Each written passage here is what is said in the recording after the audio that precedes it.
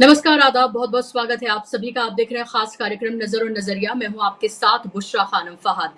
भले ही आज ओम बिरला को एक बार फिर से लोकसभा का स्पीकर चयन कर लिया गया हो, लेकिन आज जिस तरह से पूरे विपक्ष ने मिलकर ओम बिरला को खरी-खरी सुनाई और ये बता दिया कि हमें हल्के में लेने की भूल आप कतई मत करिएगा। मुबारकबाद तो पेश की, लेकिन उस मुबारकबाद में लिपटी हुई जो तमाम बातें थीं, जिस तरह से उन्हें लोकतंत्र की मर्यादा, संसदीय मर्यादाएं, विपक्ष की अहमियत, विपक्ष के अधिकार, इन सब के बारे में एक-एक करके जिस तरह से विपक्ष के तमाम सांसदों ने उन्हें खरी-खरी सुनाई, इससे उन्हें ये बहुत अंदाजा हो गया होगा कि जिस अहंकार में चूर-चूर अभी भी वो नजर आ रहे हैं, क्योंकि उनको पता है कि सत्ता उनके साथ खड़ी है। हालांकि ये एक संवैधानिक पोस्ट है और किसी पार्टी के साथ खड़े हुए आप नजर नहीं आ सकते हैं, लेकिन हमने देखा है कि 5 सालों में जो भी कुछ हुआ और आज भी इसकी बानगी देखने के लिए मिली कि किस तरह से अहंकार में सर से पांव तक चूर-चूर नजर आ रहे थे ओम बिरला, और उसकी वो वीडियो मैं आपको दिखाऊंगी। लेकिन उसके साथ-साथ विपक्ष ने आज बहुत कड़ा मैसेज ओम बिरला को और साथ-साथ नरेंद्र मोदी को ये दे दिया कि विपक्ष को आप हल्के में लेने की भूल बिल्कुल मत करिएगा। ये विपक्ष वो विपक्ष नहीं है जिसके 78 सांसदों को एक दिन में आप बाहर का रास्ता दिखा सकते हैं। 140 से ज्यादा सांसदों को आप बाहर कर सकते हैं। किसी की भी सांसदी आप कभी भी छीन सकते हैं। वो गलती आप मत करिएगा। अखिलेश यादव से लेकर राहुल गांधी से लेकर असदुद्दीन ओवैसी से लेकर तमाम वो सांसद जो अपनी महत्वपूर्ण आवाजों, अपनी दमदार आवाजों के लिए जो जाने जाते हैं, आज उन्होंने वो खरी-खरी ओम बिरला को अपने ही एक मर्यादा में रहकर सुना दी और ये बता दिया कि आप कोई गलती करने की भूल मत कर दीजिएगा, और अगर आपने कोई गलती की, कोई भूल की, तो हम सब आपको ये बताने के लिए यहाँ पर मौजूद हैं कि आपको असल में क्या करना चाहिए और किस तरह की, मैं शब्द का इस्तेमाल नहीं करना चाहती कि किस तरह की लिमिट में रहना चाहिए। ये सब कुछ आज बताया गया है ओम बिरला को। और इससे पहले मैं आगे बढ़ूं और आपको दिखाऊं कि ओम बिरला किस तरह से अपने पहले ही दिन अपने फॉर्म में उस तरह से नजर आए कि वो ये गलती, ये भूल उनके दिमाग में, जहन में है कि शायद ये 2019 ही है और भारतीय जनता पार्टी के पास 303 सांसद ही हैं। शायद वो भूल करना चाह रहे थे। एक बार वो वीडियो आप देख लीजिए, फिर मैं आपको सुनाऊंगी अखिलेश यादव ने किस तरह से खरी खरी याद सुनाई है। सुनिए, देखिए आप जरा, बहुत छोटी सी वीडियो है। एक मिनट बोलना, एक मिनट प्लीज, एक मिनट प्लीज बैठिए, प्लीज बैठिए, प्लीज। असदुद्दीन ओवैसी जी, एक मिनट बोलना, एक मिनट प्लीज बैठिए, बैठिए।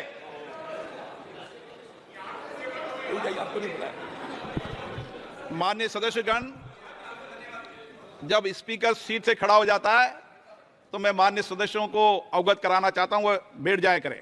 ये मैं पहली बार कह रहा हूं, मुझे 5 साल कहने का अवसर नहीं मिलना चाहिए। असदुद्दीन ओवैसी जी। देखा आपने ये एरोगेंस ओम बिरला जी का। ऐसा लग रहा था कि जैसे कोई स्कूल का प्रिंसिपल है, उसके सामने छोटे छोटे बच्चे, स्टूडेंट्स हैं, जिन्हें डांट कर, डपटा कर वो बिठा रहे हैं। वो शायद ये भूल गए कि जो सामने तमाम लोग मौजूद हैं, जो तमाम सांसद मौजूद हैं, उनको लाखों लोगों ने चुनकर यहाँ पर भेजा है, अपनी आवाज बनाकर उनको वहां पर भेजा है ताकि वो उनके मसलों को वहां पर उठाएं। और ओम बिरला जी को भी इन्हीं तमाम सांसदों ने चुनकर ध्वनि मत से वहां पर बिठाया है, और शायद वो एक पार्टी के पक्ष के रूप में यहाँ पर लगातार पिछले 5 साल भी काम करते रहे, और एक बार वही उनको लग रहा है कि वो गलती कर पाएंगे। लेकिन उनकी गलती क्यों आज ही तमाम सांसदों ने, विपक्ष के, सुधार दिया। एक छोटी सी बाइट आप अखिलेश यादव की यहाँ सुन लीजिए, उससे ही आपको अंदाजा हो जाएगा कि बाकी लोगों ने किस तरह से आज खरी खरी ओम बिरला को एक मर्यादा में रहते हुए सुनाई है। हम सबकी आपसे अपेक्षा है कि किसी भी जनप्रतिनिधि की आवाज दबाई न जाए और ना ही निष्कासन जैसी कार्रवाई दोबारा सदन की गरिमा को ठेस पहुंचाएं। आपका अंकुश विपक्ष पे तो रहता ही है, लेकिन आपका अंकुश सत्ता पक्ष पे भी रहे।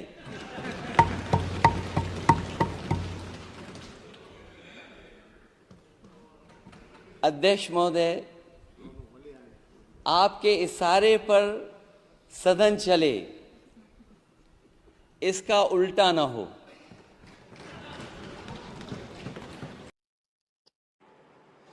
तो अभी यहाँ पर बता दिया उन्होंने कि विपक्ष पे तो आपकी कार्रवाई होती है और एक तरह से आपका चाबुक चलता है, लेकिन आप सत्ता पक्ष को भी उसी तरीके से देखेंगे जिस तरह से आप विपक्ष को देख रहे हैं, क्योंकि आपकी नजर में सब एक बराबर होने चाहिए। और एक और आज जवाब मिला होगा, आपको याद होगा एक इंटरव्यू में प्रधानमंत्री ने कहा था राहुल कौन, और उस राहुल कौन का जवाब उनको लगातार मिल रहा है चुनावी प्रक्रिया के दौरान, पूरे लोकसभा इलेक्शन के कैंपेन के दौरान, रिजल्ट के बाद, और उसके बाद जिस तरह से वो बैसाखियों पर उनकी सरकार आई है, वो तमाम उनको वो जवाब तब से ही मिल रहा है। लेकिन आज जब से नेता प्रतिपक्ष के रूप में आज पहली बार सदन में जब राहुल गांधी आज नजर आ रहे, तो देखिए किस तरह से राहुल गांधी अपने उसी चित परिचित अंदाज में थे, हाथ मिलाया और आगे बढ़ने के लिए प्रधानमंत्री ने उनको कहा। आज उनको ये बहुत अच्छे से अंदाजा हो गया होगा, पता चल गया होगा कि राहुल कौन है, और राहुल, यही राहुल उन्होंने बता दिया कि कैसे उनकी डिपेंडेंट सरकार बनी है, बैसाखियों पर टिकी हुई सरकार बनी है, तो किस वजह से बनी है उनको ये पता है। और आगे राहुल ये उनको बहुत बताने जा रहे हैं कि आखिर राहुल कौन है। तो आगे किस तरह से संसद की कार्यवाही चलेगी, ओम बिरला एक बार फिर से बन गए हैं लोकसभा स्पीकर, और आज जो कुछ हमने देखा और जिसकी बानगी हमने देखी आज विपक्ष की, जिस तरह से मजबूत स्थिति में वो नजर आ रहा है, कैसे वो घुटनों पर सरकार को लेकर आने जा रहे हैं, कैसे उनकी नींद हराम करने जा रहे हैं, इन्हीं तमाम विषयों पर आज हम चर्चा करेंगे। इस पर बात करने के लिए मेरे साथ दो खास मेहमान जुड़ गए हैं, जिनका तारुफ मैं आपसे कराना चाहूंगी। स्क्रीन पर मेहमानों को ले आइए। मेरे साथ डॉक्टर राकेश पाठक जी हैं, जाना माना चेहरा है, बेबाकी से अपनी बात को रखते हैं, दशकों का उनका पत्रकारिता का अनुभव है। और इसके साथ साथ केपी मलिक जी मेरे साथ जुड़ गए हैं, सीनियर वरिष्ठ पत्रकार हैं और दशकों का पत्रकारिता का उनका भी अनुभव है। बहुत बहुत स्वागत आप दोनों मेहमानों का। शुरुआत राकेश पाठक जी मैं आपसे करना चाहूंगी। आज आपने देखा ध्वनि मत से भले ही ओम बिरला को स्पीकर बना दिया गया हो, लेकिन आज उनको ये मैसेज पूरे तौर पर मिल गया कि आप भले ही उस सीट पर जाकर, उस कुर्सी पर जाकर बैठ गए हो, लेकिन 2019 की भूल करने की हिमाकत आप बिल्कुल मत करिएगा। आज ये कड़ा और सख्त मैसेज विपक्ष के लगभग तमाम नेताओं ने, जिनको भी बोलने का मौका मिला, उन सब ने आज बता दिया। देखिए बुशरा जी, इशारा तो लोकसभा अध्यक्ष को और प्रधानमंत्री को 4 जून को ही मिल गया था कि अब देश का नजारा बदल चुका है, तो सदन का दृश्य भी बदलेगा। पहले सदन किस तरह का दिखाई देता था हम सब जानते हैं। सत्ता पक्ष बहुत बड़ी संख्या के साथ सदन में होता था, मुट्ठी भर विपक्ष, खासतौर से कांग्रेस पार्टी नामलेवा संख्या के साथ होती थी। आज की तारीख में वो दुगनी सीटों के साथ है। समाजवादी पार्टी ऐतिहासिक विजय के साथ 37 सीटों के साथ सदन में है।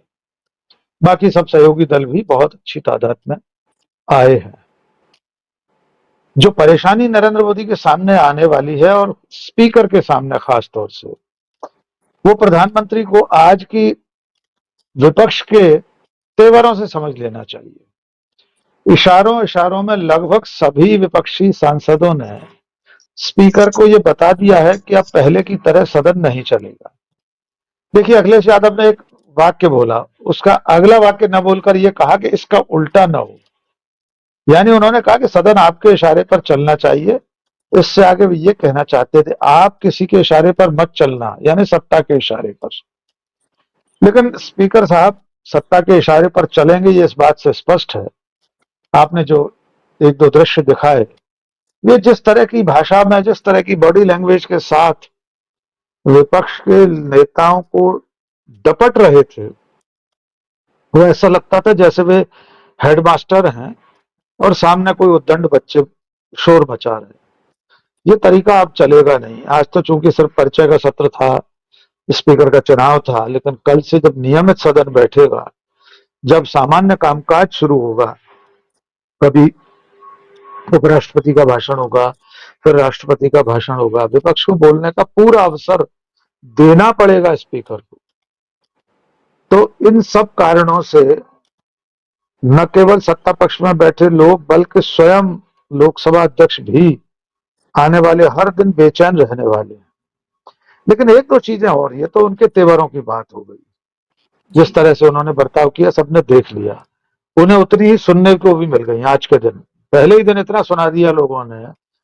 एक जम्मू कश्मीर के सांसद हैं नेशनल कॉन्फ्रेंस के, उनका बयान भी हम अगर दर्शकों को दिखा सकें या बाद में दिखा दें, कितनी पीड़ा के साथ उन्होंने कहा कि आप ही हैं, आपके ही सामने एक सांसद को आतंकवादी कहा गया इस सदन में क्योंकि वो मुसलमान था, लेकिन आपने कुछ नहीं किया, आपने उससे खामोश नहीं किया जिसने आतंकवादी कहा था एक चुने हुए प्रतिनिधि को।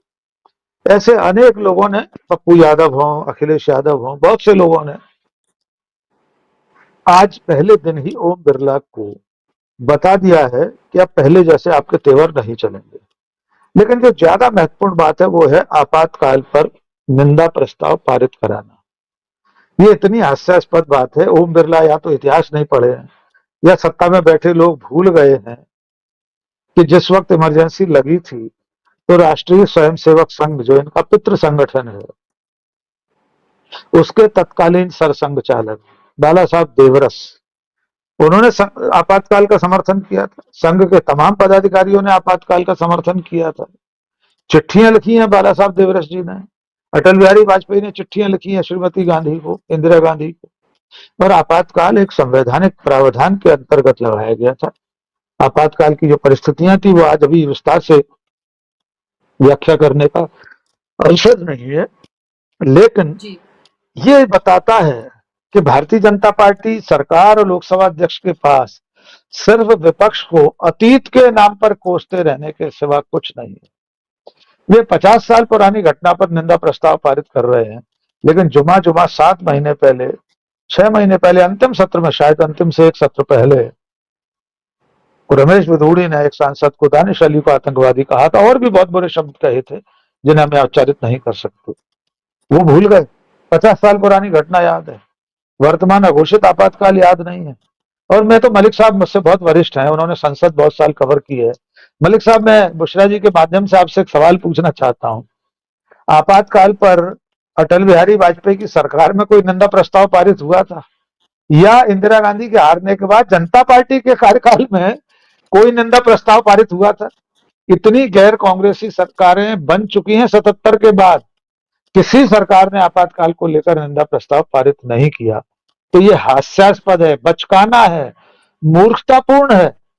और जिस आपातकाल को लेकर स्वयं श्रीमती इंदिरा गांधी ओडिशा की एक सभा में, जब वे हार गई 77 में, उसके बाद शायद कंधमाल में कोई सभा थी, मैं गलत भी हो सकता हूं, उस आम सभा में मंच से इंदिरा गांधी ने अपनी गलती स्वीकार की थी, आपातकाल के लिए देश की जनता से माफी मांगी थी और जनता ने माफ कर दिया। 80 में उनको दोबारा सत्ता दे दी। उसके बाद कांग्रेस इतनी बार केंद्र में सरकार में आ चुकी है, तो काहे के लिए उस मरे हुए सांप पर लाठी पीट रहे हैं? उससे क्या हासिल होने वाला है? आज जब भी वे आपातकाल का जिक्र करेंगे बीजेपी के वर्तमान पीढ़ी के नेता, तब उन्हें दो बातें जरूर सुनना पड़ेंगी कि खुद उनका पितृ संगठन आपातकाल के यानी इमरजेंसी के पक्ष में था, दूसरा वो संवैधानिक थी, तीसरा आज की तारीख में जो अघोषित आपातकाल लगा हुआ है उसका क्या, उसका कौन जवाब देगा? जी बुशरा जी। जी बिल्कुल। और शायद ओम बिरला जब इसको रेजोल्यूशन जब ये लाया गया, शायद वो ये भूल गए कि ये वही संसद है जहां 2019 में किस तरह से चुने हुए प्रतिनिधियों को बाहर का रास्ता दिखाया गया था 140 को, किस तरह से रमेश बिधूड़ी ने जो कुछ दानिश अली के साथ किया, कैसे लोगों की राहुल गांधी से लेकर महुआ मोइत्रा उनकी सांसदी छिनी, कैसे मणिपुर जैसी जो घटनाएं हैं, जो अभी भी मणिपुर में अस्थिरता पूरी बनी हुई है, इमरजेंसी की बात की जा रही है, कैसे पत्रकार जो है वो जेल में है, चुने हुए मुख्यमंत्री जेल में है, वो सब कुछ हमारे सामने हो रहा है। और उसके बाद भी आप ये देखें कि बीजेपी, वो अंग्रेजी का वर्ड है कि उनके पास वो ऑडेसिटी है कि वो इस पर बात कर सके। तो ये हास्यास्पद ही है, इसके अलावा और कुछ नहीं है। केपी मलिक जी, मेरा सवाल आपसे ये है, आज पूरा आपने प्रोसीडिंग देखी कि किस तरह से भले ही चुन लिए गए हो ओम बिरला, लेकिन ओम बिरला को सबने ये बता दिया कि आप हमें हल्के में लेने की भूल कतई मत करिएगा। लेकिन मेरा सवाल आपसे ये नहीं,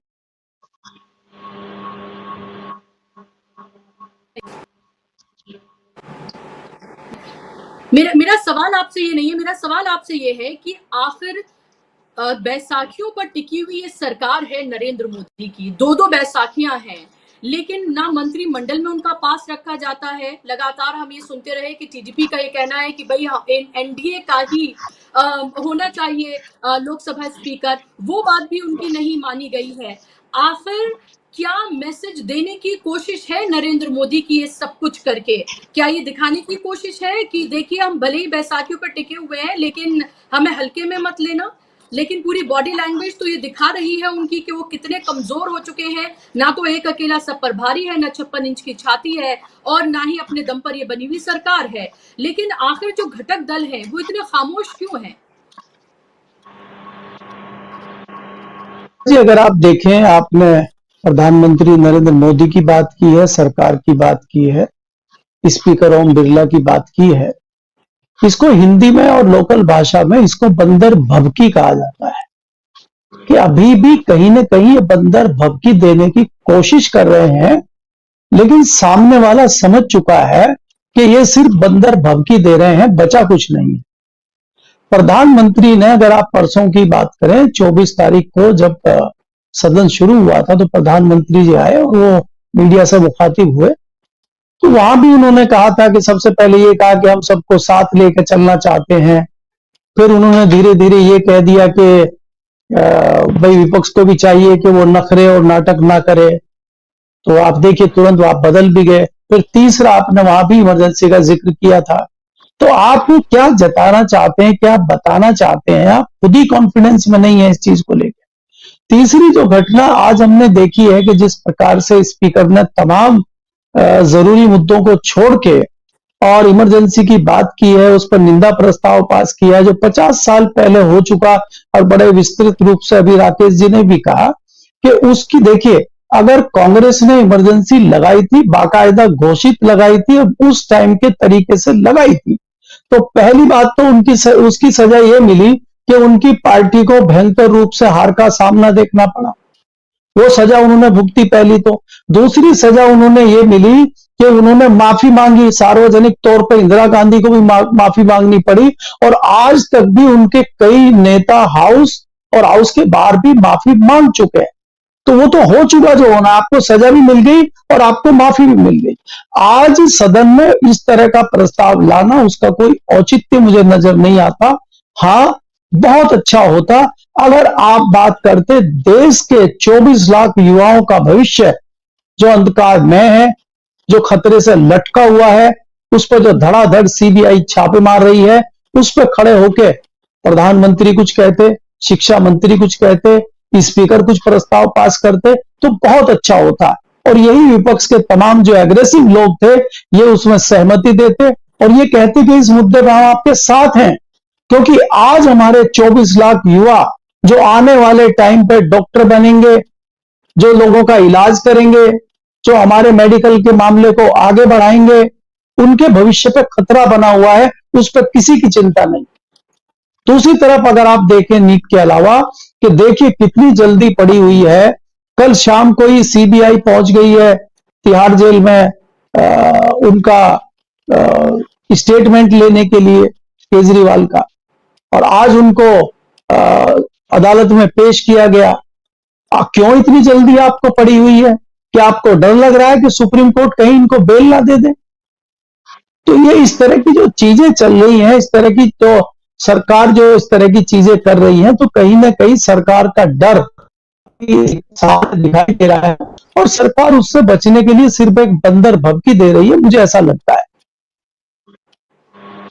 कुशला जी, मेरी लगातार आवाज आ रही है? मुझे लग रहा है कुछ नेट में प्रॉब्लम है। क्या ठीक आ रही है? तो मैं थोड़ा और आगे बोलूं? जी, आपको मेरी आवाज आ रही है? जी, अब बुशरा जी, दूसरी चीज मैं कहना चाह रहा हूं कि जिस प्रकार से आप देखेंगे, चाहे वो निर्दलीय लोकसभा सांसद हो, चाहे वो छोटी पार्टी के सांसद हो, उन्होंने जिस प्रकार मुखरता के साथ अपनी बात को हाउस में रखा है, पहले दिन शपथ लेते हुए भी कई सांसदों का आपने देखा है कि किस प्रकार से उन्होंने जोश खरोश के साथ शपथ ली है, और अगर बीच में किसी ने टोका टाकी करने की जरूरत की है तो किस प्रकार से उन्होंने उसको डांट लगाई है। तो ये जताता है कि विपक्ष जो है इस बार बहुत ज्यादा अग्रेसिव है, और सरकार की तानाशाही, और सरकार जिस प्रकार से सदन को हाँकना चाहती थी, इस बार सदन इस बार नहीं हकेगा।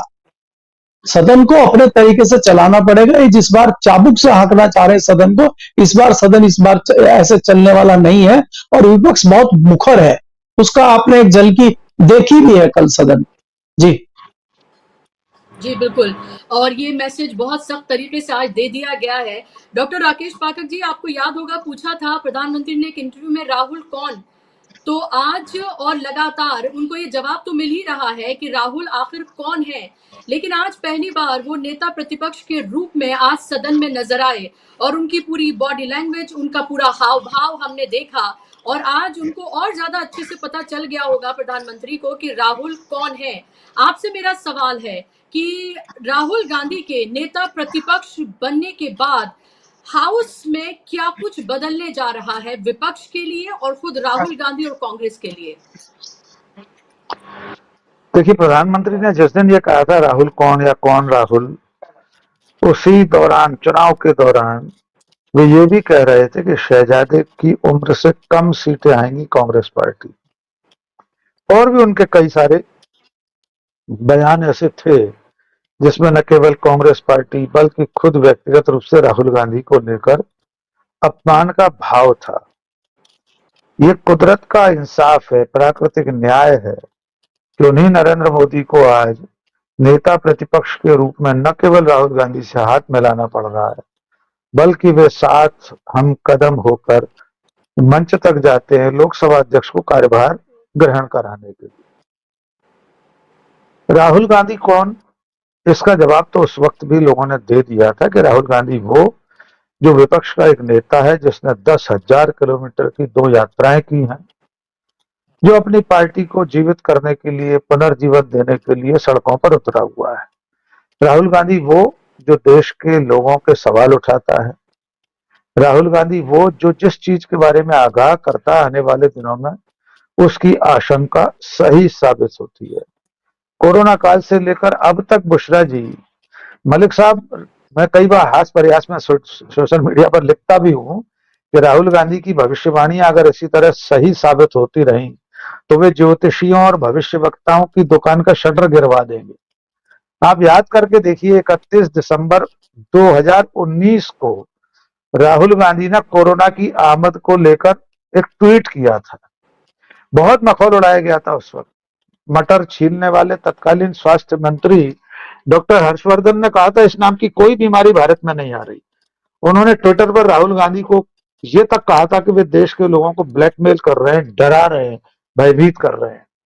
और तब से लेकर आज तक बुशरा साहिबा एक भी ऐसी घटना बता दीजिए जिसको लेकर राहुल गांधी ने समय से पहले कोई बात कही हो, चाहे वो नोटबंदी हो, इलेक्टोरल बॉन्ड हो, चीन का अतिक्रमण हो। हर बात राहुल गांधी समय से पहले अंकित करते रहे, दर्ज कराते हैं। ये एक राजनेता की दूरदृष्टि है और वही राजनेता आज की तारीख में सदन में नरेंद्र मोदी के एकदम ठीक सामने नेता प्रतिपक्ष की हैसियत से बैठेगा। तो यहां तक पहुंचने के लिए कुछ और हुआ है, उसका भी जिक्र कर लेते हैं। यहां तक पहुंचने में राहुल गांधी ने 2 सीटों से जीत हासिल की। दोनों जगह 3,80,000, एक जगह 3,67,000, एक जगह 3,80,000 या 90,000 वोटों से चुनाव जीते। खुद नरेंद्र मोदी 1,52,000 वोटों से चुनाव जीते। नरेंद्र मोदी अपनी पार्टी में 240 में 116वें स्थान पर है। यानी उनकी अपनी पार्टी में 115 लोग, 115 सांसद उनसे ज्यादा अंतर से चुनाव जीते हैं। राहुल गांधी वो जिसके पास 35 साल तक, जिसके परिवार के पास कोई संवैधानिक पद नहीं था, गांधी परिवार ने 35 साल बाद कोई संवैधानिक पद स्वीकार किया है। अब वो राहुल गांधी सामने बैठेंगे तो सदन से लेकर बुशरा जी कुछ और परेशानियां हैं। सदन में तो परेशान होंगे ही, नरेंद्र मोदी सामने बैठे होंगे, कैबिनेट मंत्री का दर्जा होगा। कैबिनेट मंत्री का दर्जा होना एक औपचारिक बात है, उससे कोई फर्क नहीं पड़ता राहुल गांधी की सेहत पर। लेकिन वे जिस आत्मविश्वास के साथ बोलना शुरू करेंगे, अब नरेंद्र मोदी उनकी खिल्ली नहीं उड़ा पाएंगे। अब अगर नरेंद्र मोदी ये कहेंगे कुछ लोगों की उम्र जरूर बढ़ जाती, परिपक्व नहीं हो पाते, मुझे पता नहीं क्यों आशंका लग रही है राहुल गांधी किसी दिन ये कह सकते हैं कि कुछ लोग हो तो जाते हैं 70-72 साल के, पर अकल नहीं आती उनमें। कोई बड़ी बात नहीं राहुल गांधी ये कह दें सदन में बिना नाम लिए।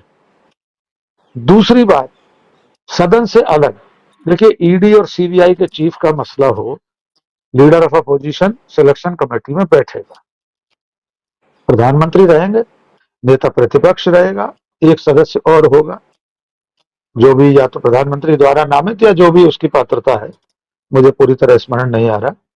तब क्या होगा, राहुल गांधी अपनी असहमति, अपना डिसेंट नोट जिस तरह से दर्ज कराएंगे, 3 लोगों की बैठक में राहुल गांधी नरेंद्र मोदी के सामने जिन तेवरों के साथ बैठेंगे वो सहन करना मोदी के लिए कठिन होगा। अभी तो आप 542 543 लोगों के बीच में बैठे हैं, सिर्फ 3 लोग होंगे उस कक्ष में जब बैठक होगी। आप कल्पना करके देखिए तब क्या बीतेगी मोदी जी पर। नरेंद्र मोदी के सामने राहुल गांधी बहस मुबाहिसा करेंगे, ठीक है, 2-1 के बहुमत से होगा वही जो नरेंद्र मोदी चाहेंगे, यानी देश का प्रधानमंत्री जो चाहेगा। लेकिन नेता प्रतिपक्ष के रूप में आज की तारीख में राहुल गांधी जैसे आदमी का होना नरेंद्र मोदी के लिए बड़ी कठिनाइयों का सबब होने जा रहा है। सदन में तो इसका प्रभाव होगा ही। अब ओम बिरला मनमानी नहीं कर पाएंगे, न माइक म्यूट कर पाएंगे, न बर्खास्त कर पाएंगे, सदन से निलंबित कर पाएंगे लोगों को। तो आने वाले दिन और ज्यादा दिलचस्प होने जा रहे हैं। मुद्दों की राजनीति करने पर अब मोदी सरकार को विवश होना पड़ेगा। और मेरा मानना तो ये, कल शायद पहले दिन ही कोई आपातकाल पर बीजेपी को और उसकी सरकार को आईना दिखा सकता है। हो सकता है विपक्ष की बेंचों की तरफ से कोई भाऊराव भाला साहब देवरस की किताब लहरा दे, पेज नंबर सहित बता दे कि इसमें तो ये लिखा है, संघ ने तो समर्थन किया था आपातकाल का। तो ये सब चीजें अब सुनना पड़ेगी सरकार को, वो समय आ चुका है, काल चक्र उल्टा घूम रहा है। जी मिश्रा जी बिल्कुल। और ये साफ तौर पर ये दिख रहा है कि जो जीत कर आए हैं उनकी बॉडी लैंग्वेज और जिन्होंने एक तरह से कहें कि जीते तो वो भी हैं, क्योंकि जनता का जो मूड है वो साफ तौर पर दिखा रहा है कि वो विपक्ष की तरफ था, क्योंकि उन्होंने तमाम विपरीत परिस्थितियों के बावजूद भी शानदार प्रदर्शन किया है। लेकिन जिन्होंने अपनी सरकार बना ली है उनकी बॉडी लैंग्वेज देखिए, और जो अभी सरकार नहीं बना पाए हैं उनकी बॉडी लैंग्वेज देखिए। इससे ही आपको साफ तौर पर ये नजर आ जाएगा कि कॉन्फिडेंस किस में है और मजबूर और झुका हुआ कौन नजर आ रहा है। और यही वजह है कि लगातार नरेंद्र मोदी की, अमित शाह की ये कोशिश है दिखाने की कि हम 240 भले ही हैं देखिए, लेकिन हमने सरकार बना ली है, भले ही बैसाखियों पर टिकी हुई है, डिपेंडेंट ये सरकार है, लेकिन उसके बावजूद भी हम अपने डिसीजंस खुद ले रहे हैं। हमारे उन डिसीजंस में किसी तरह का कोई फर्क नहीं है। लेकिन ये तो सिर्फ एक मुखौटा है दिखाने का, ये हेडलाइंस मैनेजमेंट का तरीका है। लेकिन हमने देखा है कि जब जब भारतीय जनता पार्टी ने हेडलाइंस मैनेजमेंट की करने की कोशिश की है या एक बबल क्रिएट करने की कोशिश की है, तो किस तरह से वो तमाम चीजें धराशाही हुई हैं, वो सब कुछ हमने लगातार देखा है। मेरा सवाल आपसे ये है केपी मलिक जी कि अभी हमने देखा कि एक बार फिर से ओम बिरला को बना दिया गया लोकसभा का स्पीकर। वो एक तरह से वही मनमानी, वही रवैया, वो सब कुछ दिखाने की कोशिश की जा रही है। लेकिन क्या आपको लग रहा है कि डेप्यूटी स्पीकर भी ये साफ तौर पर लग रहा है कि विपक्ष को नहीं दिया जाएगा, इस तरह के तमाम आसार लग रहे हैं। लेकिन आपको लग रहा है कि क्या एनडीए में से किसी को दिया जा सकता है, कोई लॉलीपॉप पकड़ाया जा सकता है, या आपको लग रहा है कि वो भी बीजेपी अपने पास ही रखने जा रही है, जिस तरह के फिलहाल वो मैसेजिंग कर रही है अभी शुरुआती? देखिए बुशरा जी, डिप्टी स्पीकर का पद भी इतना हल्का पद नहीं है कि ये किसी को भी पकड़ा देंगे। इनकी कोशिश यही रहेगी कि भारतीय जनता पार्टी का बनाया जाए या ना बनाया जाए। इनकी कोशिश अधिक ये रहेगी कि ना बनाया जाए, क्योंकि आपको ये याद रखना चाहिए कि कई बार जब चेयर पे होते हैं डिप्टी स्पीकर तो कई सारे ऐसे बिल आते हैं, कोई सांसद ऐसी चीज बोलना चाह रहा है जो सरकार के खिलाफ जा सकती है, तो उसको ओम बिरला जी होंगे, बाकी लोग होंगे, उसको या तो बिठा देंगे या बोलने की इजाजत नहीं देंगे। लेकिन अगर डिप्टी स्पीकर किसी दूसरे दल का है, एनडीए के ही अगर किसी सहयोगी दल का है, तो वो इजाजत दे सकता है, तो उसमें सरकार की किरकिरी होगी, नुकसान हो सकता है। तो ये लिहाज से भारतीय जनता पार्टी बिल्कुल कोशिश करेगी कि पहले तो बने ही ना, और अगर बने तो अपना बने, और फिर भी नहीं बना मामला चल रहा तो कोई एनडीए का ऐसा बने जिसको रिमोट कंट्रोल की तरह यूज किया जाए। हालांकि मैं पहली 2 शर्तों पे ज्यादा ये मान के चलता हूं कि किसी भी कीमत पे ये बनने नहीं देंगे, एक बात। लेकिन दूसरी बात यह है, हम जो यहाँ चर्चा कर रहे हैं, अभी तक हम बाहर के लोगों की चर्चा कर रहे हैं, विपक्षी दल की चर्चा कर रहे हैं, चाहे वो राहुल गांधी की चर्चा करें, चाहे वो अखिलेश यादव की चर्चा करें, चाहे तमाम दूसरे इंडिविजुअल लोग भी हैं, हरसिमरत कौर की चर्चा करें, पप्पू यादव की चर्चा करें। अभी हमें ये देखना भी बाकी है कि अंदर से भी आवाज आए, चाहे वो एनडीए के सहयोगी दल हो। और मुझे उम्मीद है, मैं उस उम्मीद पर आज भी कायम हूं कि भारतीय जनता पार्टी के अंदर से भी कुछ आवाजें आएंगी।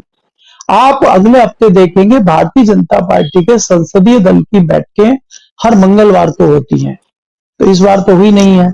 तो मुझे उम्मीद है कि अगले मंगलवार को भारतीय जनता पार्टी के अगर संसदीय दल की मीटिंग होती है तो उसमें भी कुछ आवाजें ऐसी तेज उठेंगी जो बाहर तक आएंगी। इसके अलावा जैसे ही आप इसमें आगे बढ़ेंगे, अभी सरकार अपना काम जैसे ही शुरू करेगी, तो जो एनडीए के मुख्य सहयोगी दल हैं, चाहे वो नीतीश कुमार हो, चाहे वो चंद्रबाबू नायडू हो, अभी तो उनका कुछ शुरू हुआ ही नहीं है खेला, अभी तो उनका खेला शुरू होना है। जब उनका खेला शुरू होगा तो नरेंद्र मोदी जी उनको कैसे हैंडल करते हैं, उनको कैसे सारी चीजें जो वो मांग रहे हैं वो देते हैं, वो देखने वाली बात है। क्योंकि आपको देखना होगा कि आंध्र प्रदेश में चुनाव हो चुके हैं और बिहार में चुनाव होने वाले हैं। यहाँ पे मुख्यतः नीतीश कुमार अपनी नई रणनीति लेके चल रहे हैं और उनको खुला आमंत्रण इंडिया गठबंधन की ओर से है। इंडिया गठबंधन तो आपको सब कुछ देने को तैयार है, वो तो प्रधानमंत्री का पद देने को भी तैयार है आपको। एनडीए में तो आपको प्रधानमंत्री क्या, मुख्यमंत्री, वो गृह मंत्री का पद भी नहीं मिलने जा रहा है।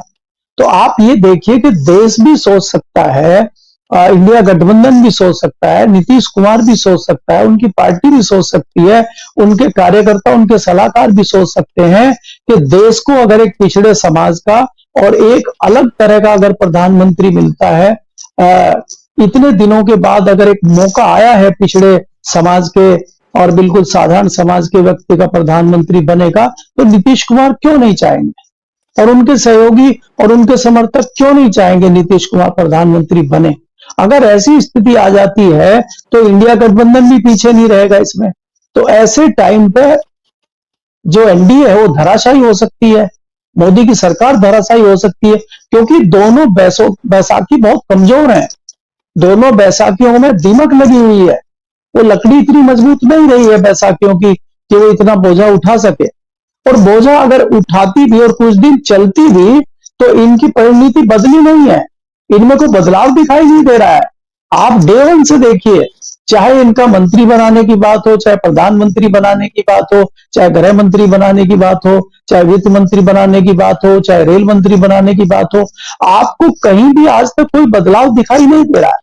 आपने आज देखा चाहे स्पीकर बनाने की बात हो, जब सारी चीजें पुरानी चल रही हैं, नया कुछ हो ही नहीं रहा है, तो एनडीए, नीतीश कुमार, चंद्रबाबू नायडू क्या देख रहे हैं, क्या चाहते हैं, क्या कर रहे हैं।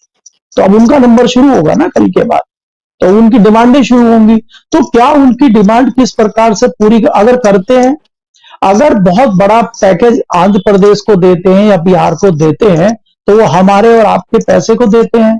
तो यानी कि जनता के पैसे को आप जो है एक मोटा पैकेज आंध्र प्रदेश को, बिहार को देके उस पर आप भारतीय जनता पार्टी की सरकार बचाने की रणनीति करेंगे और विपक्ष चुपचाप बैठा रहेगा। अब ऐसा नहीं होने वाला। ये आवाजें सदन के अंदर और सदन के बाहर और सड़कों पे भी इस तरह की आवाजें उठेंगी। तो ये जो कांटों का ताज मिला है इस बार, ये सिंहासन इतना आसान नहीं है इस पर बैठना और ये चलाना। क्योंकि दूसरी चीज यहाँ पे अंत में ये भी मैं बुशरा जी कहना चाह रहा हूं कि प्रधानमंत्री जी को इस तरह की आदत और उनका स्वभाव भी नहीं है।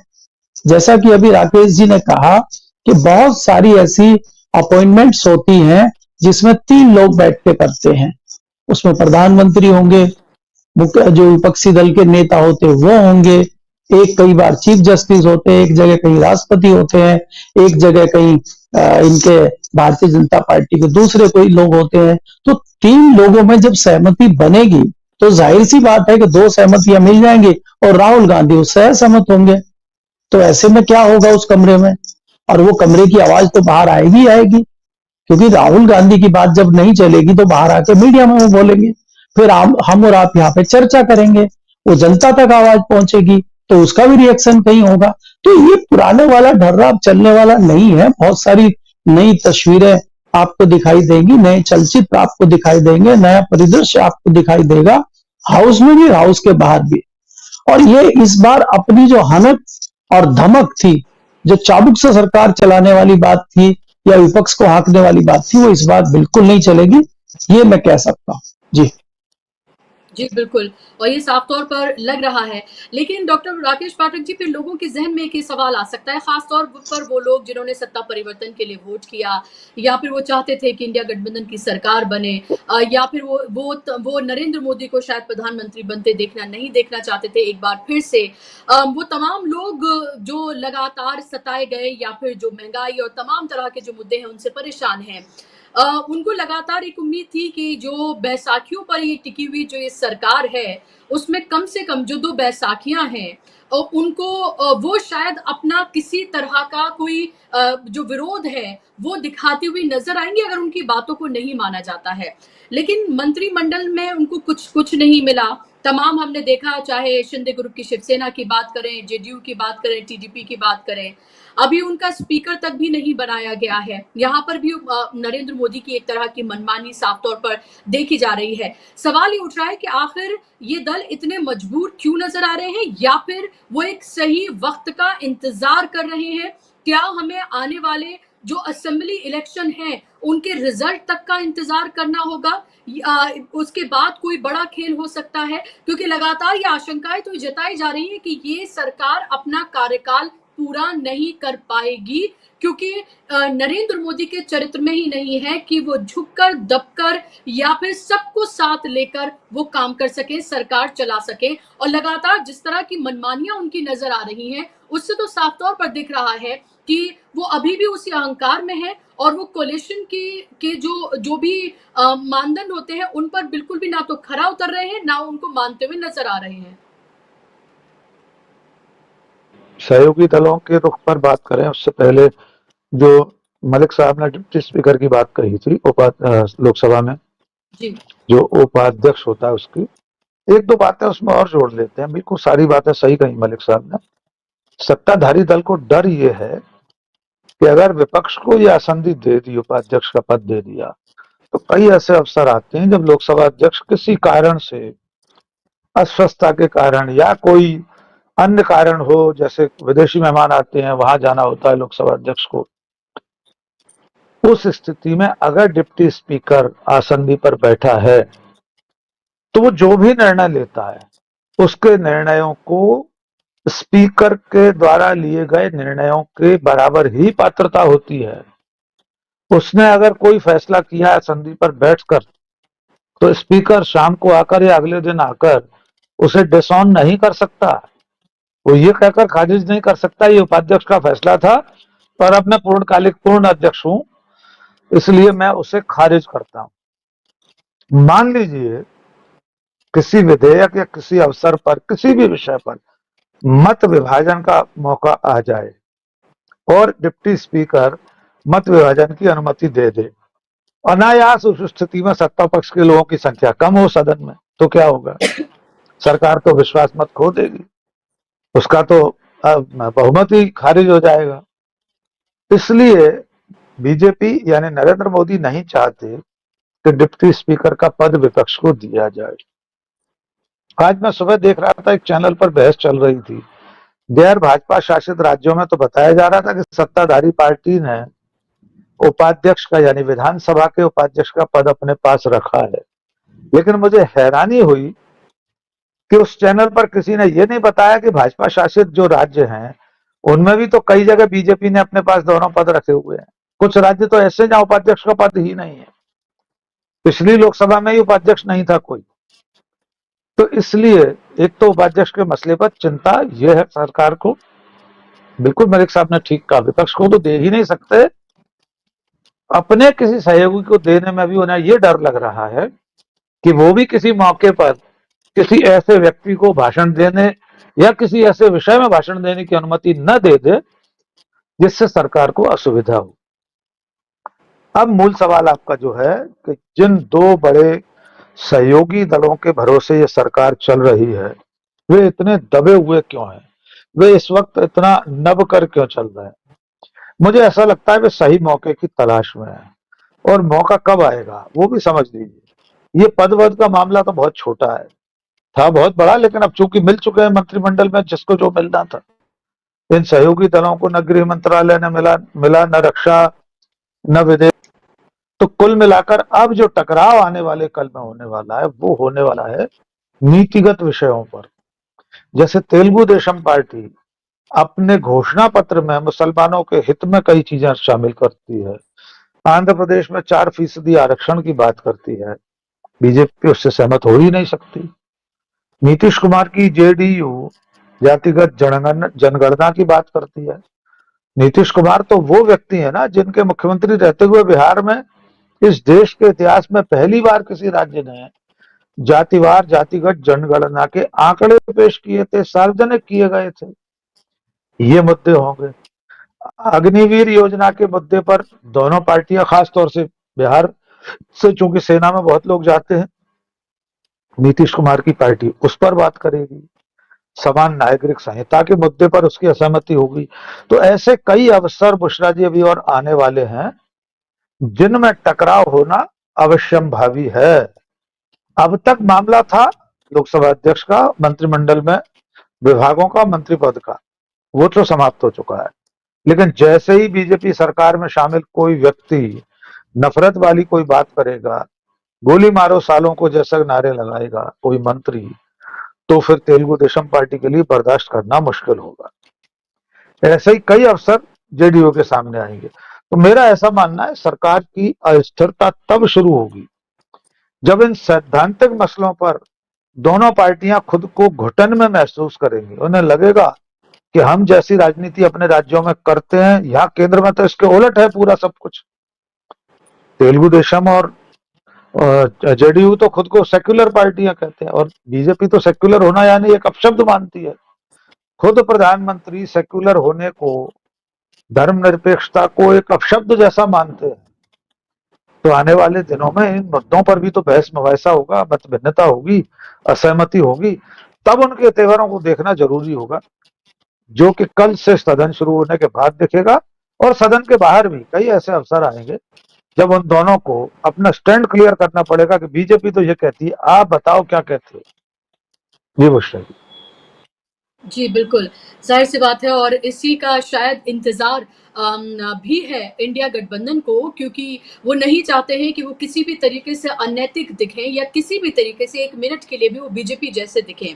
क्योंकि बीजेपी की ये प्रवृत्ति रही है कैसे जोड़-तोड़ करके, तोड़कर, जोड़ने की तो उसकी आदत नहीं है, तोड़ करके किस तरह से वो सरकार बनाएँ, किस तरह से चुनी हुई सरकारों को गिराया जाए, क्योंकि वो सिर्फ़ उनका वाहिद मकसद एक ही है, सत्ता पर किसी भी तरीके से काबिज़ हुआ जाए। और वो सब कुछ अभी भी हमें नज़र आ रहा है, किस तरह से तमाम संसदीय परंपराएँ जो हैं उनको ताक पर रखा जा रहा है। और लगातार हमने ये भी देखा, कल भी हमने देखा कि कैसे एक चुना हुआ प्रतिनिधि, भारतीय जनता पार्टी का सांसद, हिंदू राष्ट्र की बात ओथ लेते वक्त वो करते हैं। तो साफ तौर पर ये दिखाने की कोशिश है कि ये भी बार-बार दिखाने की कोशिश है कि हम अपने एजेंडे से पीछे नहीं हटे हैं। और वही विपक्ष ने भी साफ तौर पर कह दिया है कि उसने अपने हाथ से संविधान की वो किताब, वो कॉपी उसने छोड़ी नहीं है, जो लगातार हमने पूरे चुनाव के दौरान हमने देखी। और एक तरह से वो एक ऐसा चेहरा बनकर उभर गए हैं